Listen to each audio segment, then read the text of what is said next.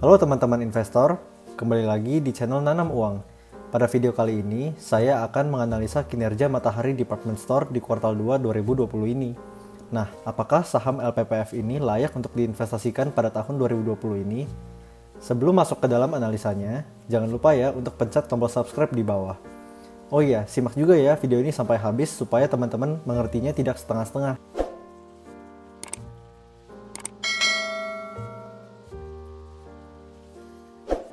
Oke, langsung saja kita bahas ke dalam harga saham LPPF.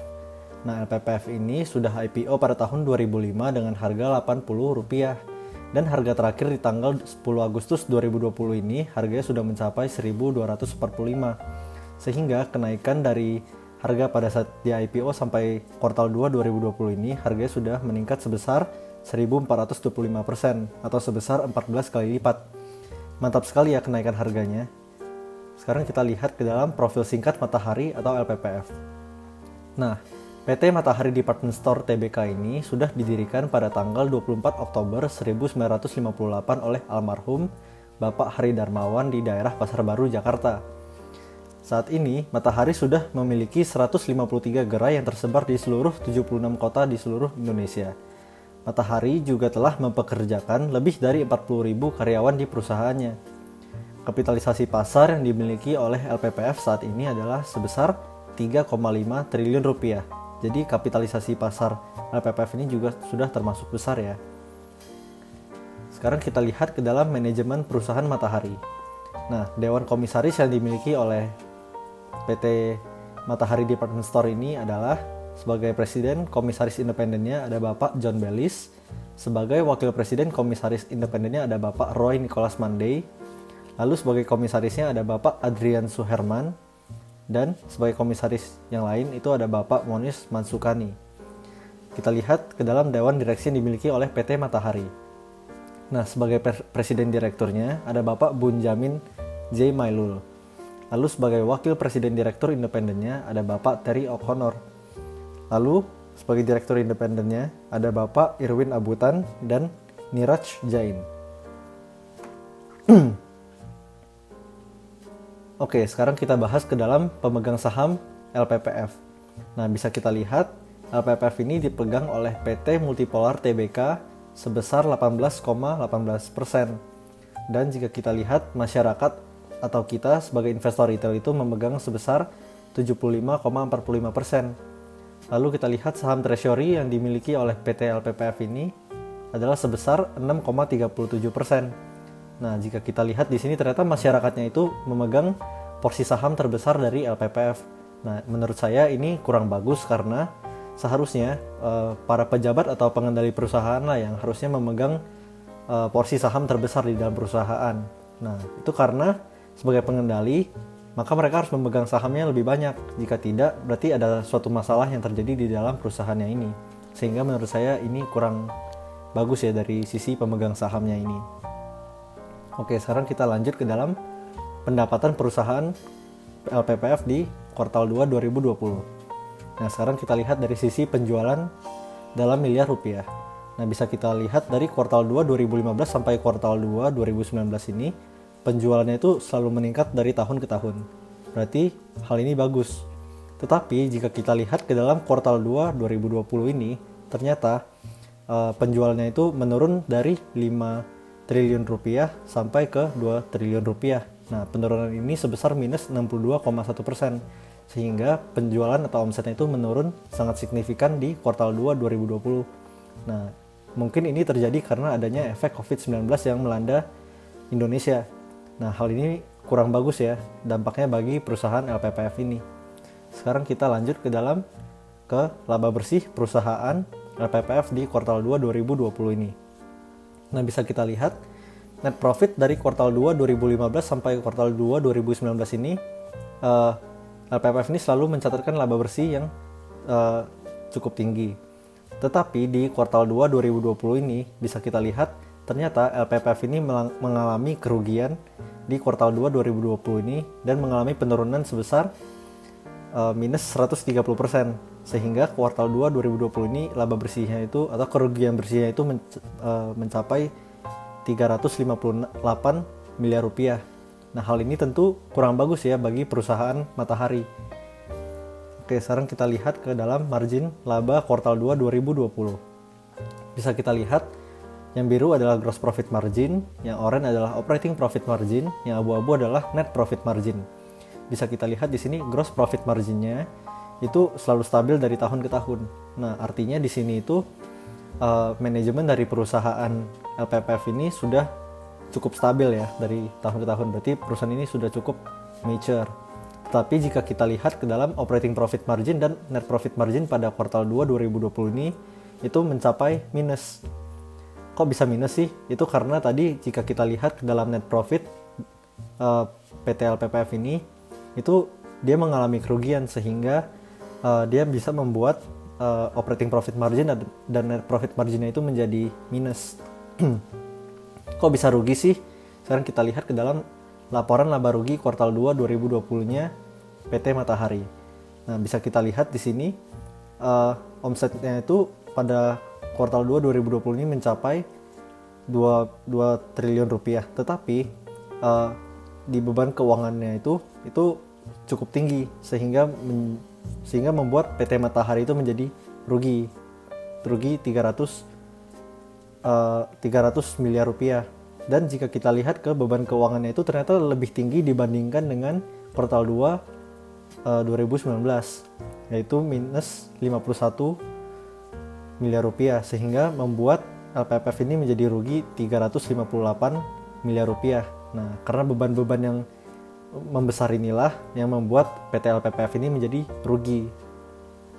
Sehingga ini beban-beban ini menurut saya itu kurang bagus bagi PT Matahari. Sekarang kita lihat ke dalam kesehatan perusahaan dari Matahari. Kita lihat dari sisi Statement of Financial Position atau neraca keuangan dari PT Matahari. Bisa kita lihat aset PT Matahari ini dari kuartal 2 2015 sampai kuartal 2 2020 ini selalu meningkat dari tahun ke tahun ya. Nah, ini merupakan hal yang bagus karena mencerminkan pertumbuhan perusahaan dari tahun ke tahun. Nah, tetapi jika kita lihat ternyata liabilitas dari PT Matahari ini itu lebih tinggi dibandingkan dengan equity-nya. Nah, namun ini bukan berarti jelek ya, karena jika kita lihat ke dalam laporan keuangannya, ternyata utang yang dimiliki oleh PT Matahari ini lebih banyak di bagian utang usahanya atau utang lancarnya, sehingga tidak berbahaya untuk PT Matahari ini. Malah ini bisa memberikan financial leverage yang sangat menguntungkan bagi PT Matahari.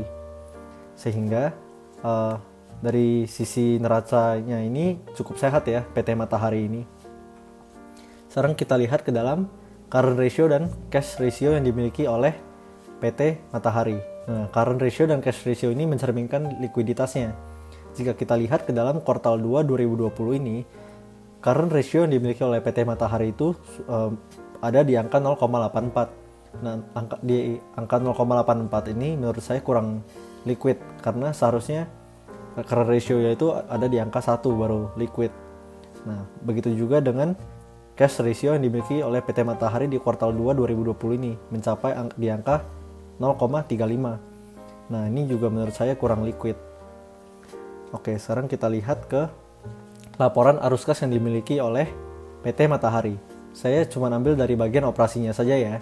Nah, bisa kita lihat dari kuartal 2 2015 sampai kuartal 2 2019 ini operating cash flow dari PT Matahari ini selalu positif.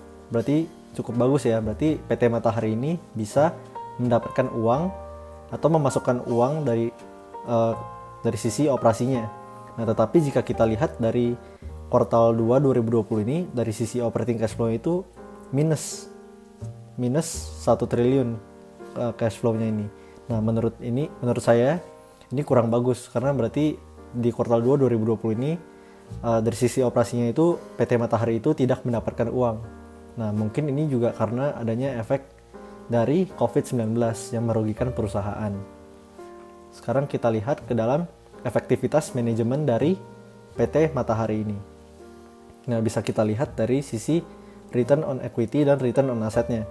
Nah, bisa kita lihat ke dalam grafik, ternyata di kuartal 2 2020 ini efektivitas manajemen itu bisa kita lihat dari return on equity dan return on assetnya itu menurun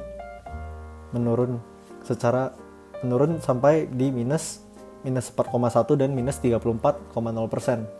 Nah, artinya di kuartal 2 2020 ini karena adanya efek COVID-19, efektivitas manajemen dari PT Matahari juga terjadi penurunan.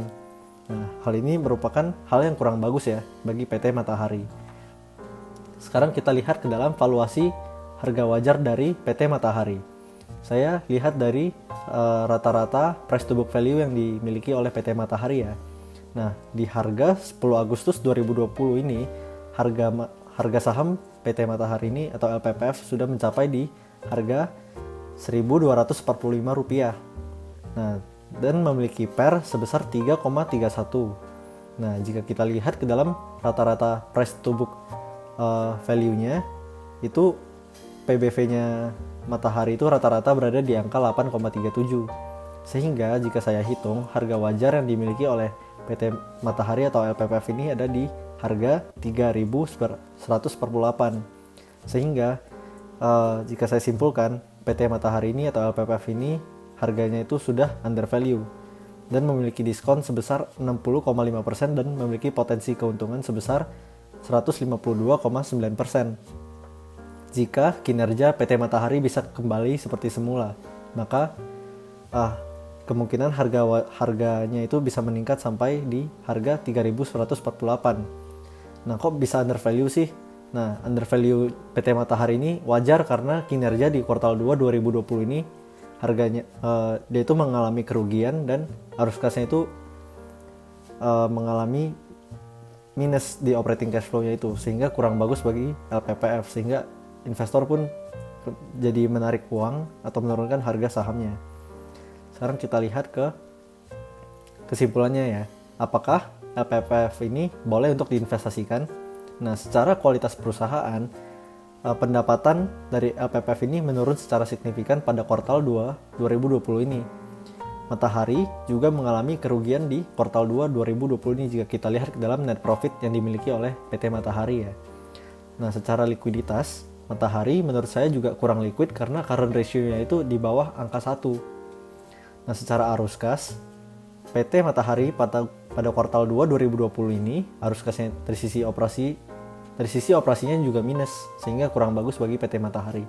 Nah, dari sisi efektivitas manajemen bisa kita lihat tadi di return on equity dan return on assetnya itu pada kuartal 2 2020 ini terjadi penurunan efektivitas manajemen juga. Nah, sehingga saya bisa simpulkan secara kualitas perusahaan PT Matahari di kuartal 2 2020 ini secara kualitas itu menurut saya kurang bagus. Nah, tetapi secara harga itu saham ini undervalue. Nah, jadi jika teman-teman bisa optimis kinerja dari PT Matahari ini bisa kembali seperti semula sebelum COVID, maka harganya itu bisa meningkat lagi. Nah, jadi tapi kalau jika saya lihat dari kualitas perusahaan di kuartal 2 2020 ini, saya memilih untuk tidak berinvestasi saya tidak memilih untuk berinvestasi di LPPF ini. Oke, disclaimer ya, analisa ini tidak bermaksud untuk menjelek-jelekan perusahaan yang saya analisa.